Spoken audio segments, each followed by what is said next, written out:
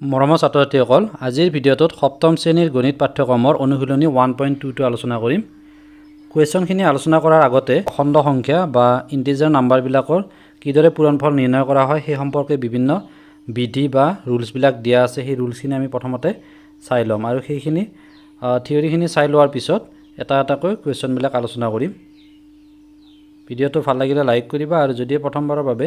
আমাৰ চেনেলটো চাই আছা তেনেহ'লে সাবস্ক্ৰাইব কৰি ওচৰত থকা বেল বাটনটো দবাই ৰাখিবলৈ নাপাহৰিব। আৰু প্ৰথম অনুশীলনী অৰ্থাৎ 1.1টো যদি চোৱা নাই, ভিডিঅ' লিংকটো ডেছক্ৰিপশ্যনত দিয়া আছে, তাত গৈ পেলাই অনুশীলনী 1টো চাই ল'ব পাৰিব। 1.1 অখণ্ড সংখ্যা বা ইন্টিজাৰ নাম্বাৰবিলাকৰ পূৰণফল কৰোঁতে যদি এটা ধনাত্মক সংখ্যা থাকে আৰু এটা ঋণাত্মক অখণ্ড সংখ্যা থাকে, তেনেহ'লে পূৰণফলটো সদায় ঋণাত্মক হয়। ধনাত্মক সংখ্যা আৰু ঋণাত্মক সংখ্যা পূৰণ কৰিলে সদায় এটা ঋণাত্মক সংখ্যা পোৱা যায়। উত্তৰটো সদায় ঋণাত্মক হ'ব। ইয়াতে সংখ্যা ৰেখাত তেনেকুৱা ধৰণৰ এক্সাম্পল এটা কৰি দেখুৱাইছে 2 × -3, তেতিয়াহ'লে কি হ'ব? পূৰণ কৰাৰ পিছত -6 হ'ব। এইটো এটা এক্সাম্পল দেখুৱাইছে ইয়াতে। নেক্সট, যদি সংখ্যা দুটা ঋণাত্মক হয়, দুটা ঋণাত্মক অখণ্ড সংখ্যা হয়, তেনেহ'লে পূৰণ কৰাৰ ফলত সদায় যিটো উত্তৰ হ'ব, উত্তৰটো ধনাত্মক ওলাব। যেনেকৈ ইয়াতে এক্সাম্পলটো চোৱা, -4 × -1 +4 হৈছে, -4 × -2 8 হৈছে। তেনেকুৱা যদি দুটা ঋণাত্মক অখণ্ড সংখ্যাক পূৰণ কৰা হয়, সদায় উত্তৰটো ধনাত্মক অখণ্ড সংখ্যা ওলায়। আৰু এই দুইটা কথাৰ পৰা ইয়াতে মনত ৰাখিবা, ইয়াতে যিটো ইয়েলো কালাৰত দিয়া হৈছে, যদি চিন দুটা অৰ্থাৎ দুটা সংখ্যাৰ যদি চিন দুটা একে চিহ্নযুক্ত হয়, অৰ্থাৎ যদি দুইটা প্লাছ চিন থাকে, অৰ্থাৎ দুইটা পজিটিভ নাম্বাৰ হয় বা দুইটা নিগেটিভ নাম্বাৰ হয়, তেতিয়াহ'লে সদায় উত্তৰটো বা অখণ্ড সংখ্যাটো পূৰণ কৰাৰ ফলত পূৰণফলটো পজিটিভ হ'ব। আৰু যদি চিন দুটা বিপৰীত চিহ্নযুক্ত হয়, অৰ্থাৎ এটা যদি মাইনাছ থাকে, এটাত যদি প্লাছ থাকে, তেতিয়াহ'লে মাইনাছ হ'ব উত্তৰটোত, বা এটাত যদি প্লাছ থাকে, এটাত মাইনাছ থাকে, তেতিয়াও উত্তৰটোত মাইনাছ হ'ব। অৰ্থাৎ প্ৰথম সংখ্যাটোত যদি যোগ চিন থাকে, ছেকেণ্ডটোত যদি বিয়োগ চিন থাকে, তেতিয়াহ'লেও মাইনাছ হ'ব। আৰু যদি প্ৰথমটোত যোগ থাকে, অৰ্থাৎ ওলোটাটো হয়,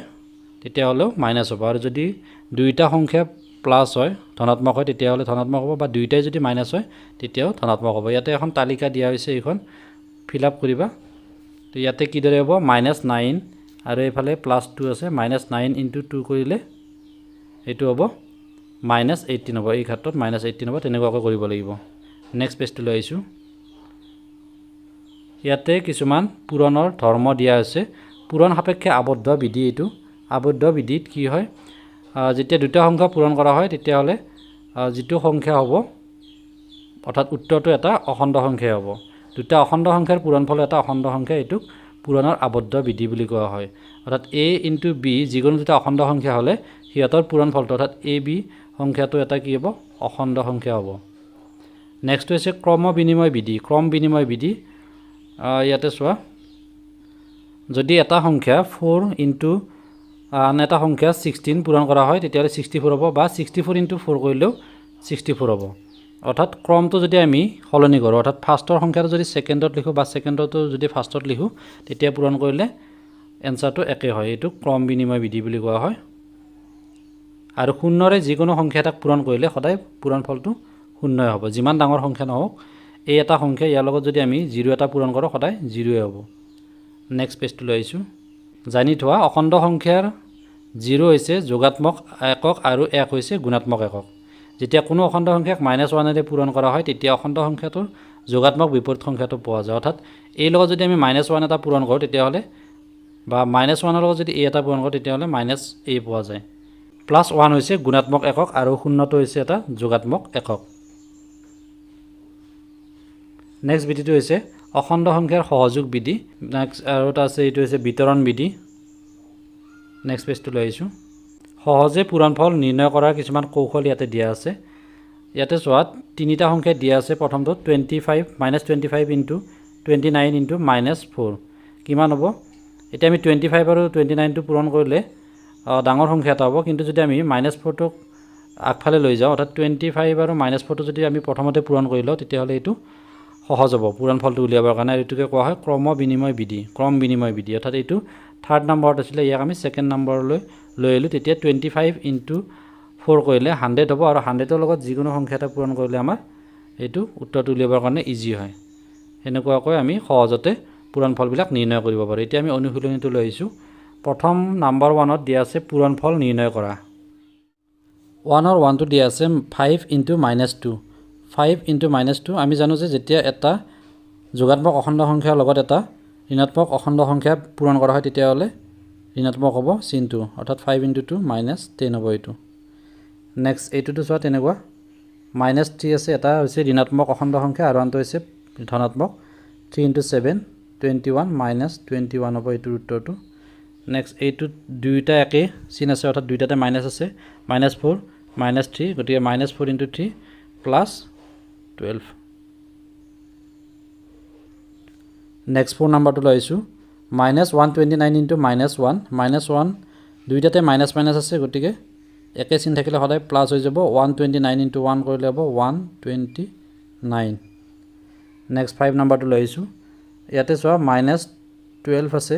নেক্সট 0 আছে আৰু এটা -17 আছে তো ইয়াতে 0 যেটো আছে পূৰণ হৈ কেনে 0 থাকিলে সদায় যিমানে সংখ্যা নাথাকক 0 লগত যিকোনো সংখ্যা পূৰণ কৰিলে 0 হ'ব গতিকে এইটো আমি 0 লিখিব পাৰিম নেক্সট 6 নাম্বাৰটো লৈছোঁ -22 ইনটু -11 ইনটু 10 তো ইয়াতে -22 আৰু 11টো আমি প্ৰথমতে পূৰণ কৰিলোঁ 11ৰে এইটো দুটা মাইনাছ আছে গতিকে প্লাছ হৈ যাব এইটো 11 ইনটু 2 22 হ'ব 2 কেৰি নেক্সট 11 ইনটু 2 22 প্লাছ 2 24 242 আৰু তাৰ লগত 10 পূৰণ কৰিলে এটা 0 আহিব অৰ্থাৎ 2420 হ'ব এইটোৰ এনসাৰ নেক্সট কুৱেশ্যনটো লৈছোঁ 7 নাম্বাৰ 13 ইনটু -5 ইনটু -3 ইয়াতে আমি প্ৰথমতে 13 টো 13 ৰাখিম আৰু সৰু দুটা পূৰণ কৰি লওঁ এই দুইটাত মাইনাছ আছে গতিকে প্লাছ হৈ যাব 5 ইনটু 3 15 এতিয়া 15 আৰু 13 পূৰণ কৰিলে কিমান হ'ব 195 এইটোৰ এনসাৰ হৈ যাব 195 নেক্সট 8 নাম্বাৰটো লৈছোঁ ইয়াতে -27 -31 আৰু -2 আছে তো এইকেইটা আমি প্ৰথমতে -27 to 27 ৰাখিলোঁ নেক্সট এই দুইটাত মাইনাছ মাইনাছ আছে গতিকে পূৰণ কৰিলে প্লাছ হৈ যাব 31 ইনটু 2 কৰিলে হ'ব 62 তো 62 আৰু 27 এই দুইটা পূৰণ কৰিলে হ'ব 1674 অলপ সাইডত এইটো পূৰণ কৰি চাই ল'বা নেক্সট 9 নাম্বাৰটো লৈছোঁ ইয়াতে দিয়া আছে -3 -1 আৰু -2 আৰু 5 এই গোটেইকেইটা সংখ্যা পূৰণ কৰিব দিছে তো মাইনাছ ইয়াতে টোটেল আছে 3টা গতিকে মাইনাছ চিনটো আহিব বা প্ৰথম দুটা যদি পূৰণ কৰোঁ আমি 3 ইনটু 1 3 হ'ব নেক্সট ইনটু -2 আৰু 5 টো যদি ইনটু কৰোঁ তেতিয়া হ'ব -10 হ'ব তো 10 ইনটু 3 -30 হ'ব এইটোৰ এনসাৰ 9 নাম্বাৰটো -30 এনসাৰ হ'ব নেক্সট কুৱেশ্যনটো লৈছোঁ কুৱেশ্যন নাম্বাৰ 2 টো সত্য বিচাৰ কৰিব দিছে প্ৰথমটো দিয়া আছে 27 ইনটু -5 প্লাছ 10 ইয়াৰ লগত এইফালে সমান চিনৰ এইফালে আছে 27 ইনটু -5 প্লাছ 27 ইনটু 10 সত্য অৰ্থাৎ সমান হয়নে চাব লাগিব প্ৰথমতে 27 টো লিখি লৈছোঁ ইনটু 10ৰ পৰা 5 গ'লে 10ৰ পৰা 5 গ'লে 5 থাকিব আৰু এইফালে 27 ইনটু 5 -5 এইটো পূৰণ কৰিব লাগিব আমি তো এই দুইটা পূৰণ কৰিলে হ'ব -135 আৰু এইফালে এই দুটা পূৰণ কৰিলে হ'ব 27 ইনটু 10 এটা 0 আহি যাব 270 এতিয়া 27 ইনটু 5 27 আৰু 5 পূৰণ কৰিলে আমি পাম 135 আৰু এইফালে হ'ব -135 আৰু 270 ৰ পৰা 135 বিয়োগ কৰিলে 135 থাকিব এইতে তো দুইফালে 135 হৈছে সমান হৈছে গতিকে এইটো হ'ব সত্য হ'ব এইটো সেকেন্ড কুৱেশ্যনটো লৈছোঁ নেক্সট 2 নাম্বাৰটো দিয়া আছে -25 ইনটু ব্ৰেকেটৰ ভিতৰত -16 প্লাছ -24 তো আমি ব্ৰেকেটৰ ভিতৰখিনি প্ৰথমতে কৰি ল'ব লাগিব -25 টো লিখি ল'লোঁ তেনেকুৱাকৈ ইনটু এই দুইটা আমি যদি প্লাছ কৰোঁ যেহেতু দুইটাতে মাইনাছ আছে প্লাছ হৈ যাব 24 আৰু 16 প্লাছ কৰিলে 6 + 4 10 0 হ'ব কেৰি 1 হ'ব 1 + 2 3 3 + 1 4 অৰ্থাৎ 40 হ'ব -40 -40 আৰু -25 এই দুটা পূৰণ কৰিব লাগিব আৰু এইফালে চাই লওঁ এইফালে 25 -25 to -25 ৰাখি দিলোঁ আৰু এই দুটা পূৰণ কৰিলে দুইটাতে মাইনাছ মাইনাছ আছে গতিকে প্লাছ হৈ যাব 16 ইনটু 24 কৰিলে হ'ব 384 এতিয়া 25 into 4 40 40 0 to 0 আহিব 25 into 4 কৰিলে হ'ব 100 আৰু মাইনাস মাইনাস প্লাস হৈ যাব গতিকে 1000 থাকিব এইফালে আৰু এইফালে 25 এৰে যদি আমি এটো পূৰণ কৰো 25 into 384 তো এটো পূৰণ কৰিলে হ'ব 9600 হ'ব এটো সমান নহয় গতিকে এটো হ'ব আনসাৰটো অসত্য হ'ব নেক্সট কোৱেশ্চনটো লৈছো 3 নম্বৰ কোৱেশ্চনটো দিয়া আছে a minus b is equal to a plus b যত a is equal to -75 আৰু b is equal to -20 তো a ভ্যালু আৰু b এৰ ভ্যালুটো আমি ইয়াতে বহুৱাই চাব লাগিব সমান হয় নে নহয় তো এই ঠাইত লিখিম আমি -75 নেক্সট মাইনাস b ঠাইত আকৌ লিখিব লাগিব -20 তো দুটা মাইনাস থাকিব ইয়াতে ভিতৰত is equal to a plus b a মানে আসলে 70 -75 আৰু b মানে হৈছে -20 হৈ গল এতিয়া এটো -75 নেক্সট মাইনাস প্লাস গতিকে 20 হ'ব আৰু ইয়াতে হ'ব -75 -20 হৈ গল এটো এতিয়া -75 আৰু -20 হলে দুইটা যোগ হৈ যাব -95 হ'ব দুইটা যোগ কৰিলে আৰু এইফালে হ'ব 75 আৰু -20 দুইটাতে মাইনাস আছে গতিকে এটো যোগ হৈ যাব আগফালে মাইনাস চিহ্ন এটা আহিব আৰু 95 হ'ব অৰ্থাৎ -95 হৈছে দুইফালে এটো হ'ব সত্য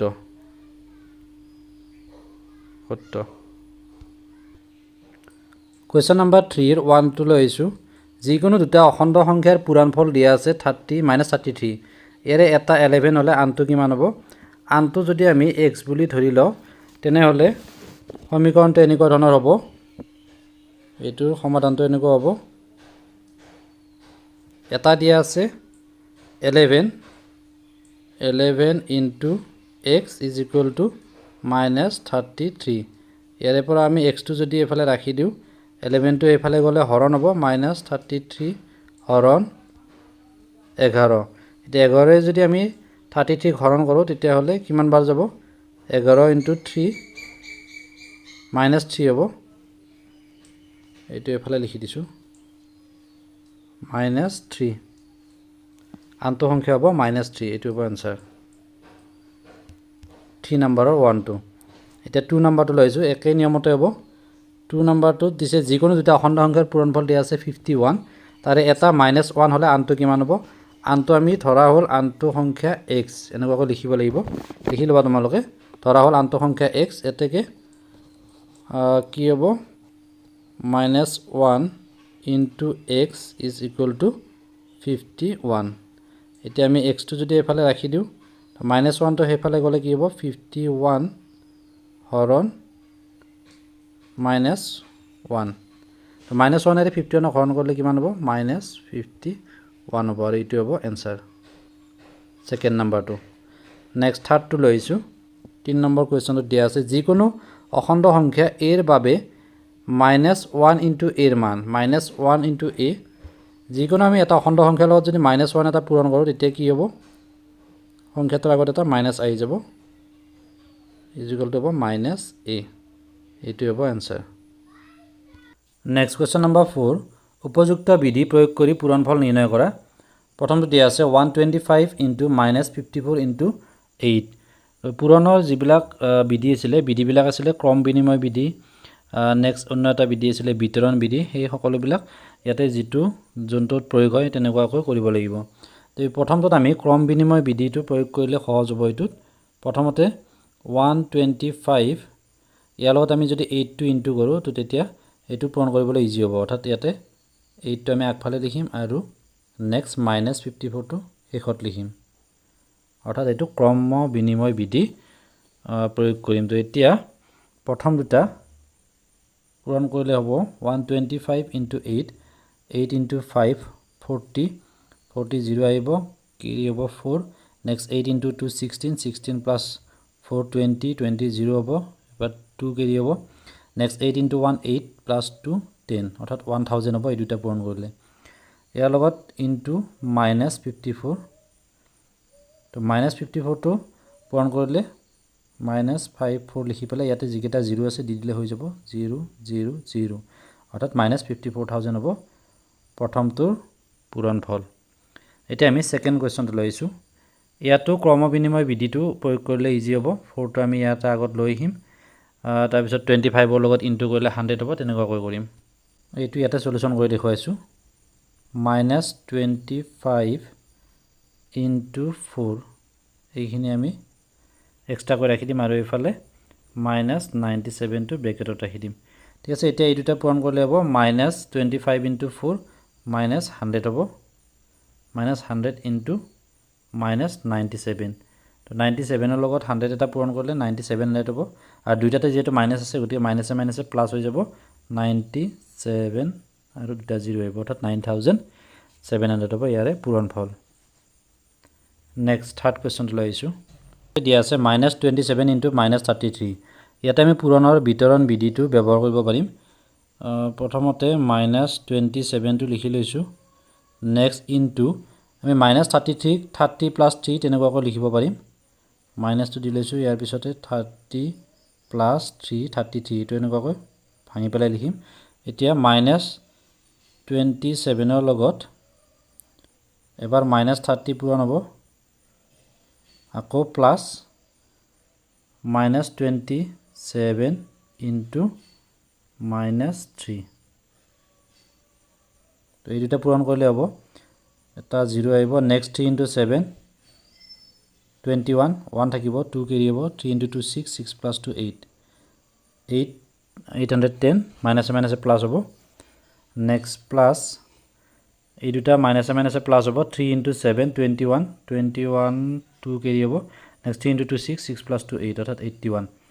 এতিয়া দুইটা যোগ কৰিলে 810 আৰু 81 যোগ কৰিলে হ'ব 891 এইটো হ'ব answer question number 32 next 4 number तो लइছো 4 नंबर तो दिया আছে 25 * -58 प्लस -58 * -35 এই দুটাৰ লগত -58 আৰু এই দুটাৰ পৰা -58 টো আমি কমন লব পাৰিম তো ইয়াতে যদি আমি -58 টো লৈ দিও তেতিয়া ভিতৰত থাকিব ইনটু এফালে থাকিব 25 আৰু এফালে থাকিব প্লাস -35 এতিয়া এফালে -58 থাকিলে নেক্সট ইনটু 25 -35 কৰিলে 25 ৰ পৰা 35 মাইনাস কৰিলে হ'ব -10 এতিয়া 10 ৰ লগত যদি আমি -58 টো পূৰণ কৰো তেতিয়া হলে দুইটাত মাইনাস আছে গতে প্লাস হৈ যাব 580 হ'ব 580 580 হ'ব নাম্বাৰ 4 টোৰ आंसर ঠিক আছে এনেকুৱাকৈ আমি অখণ্ড সংখ্যাবিলাক পূৰণ কৰিব লাগিব ইয়াৰে পিছৰ কোৱেশ্চনছ খিনি নেক্সট ভিডিঅত আলোচনা কৰিম ভিডিঅটো ভালে লাইক কৰিবা আৰু চেনেলটো সাবস্ক্ৰাইব কৰি ৰাখিবা এনেকুৱা বিভিন্ন ধৰণৰ মেথছ তথা অন্যান্য ভিডিঅ'বিলাক লাভ কৰি থাকিবলৈ ধন্যবাদ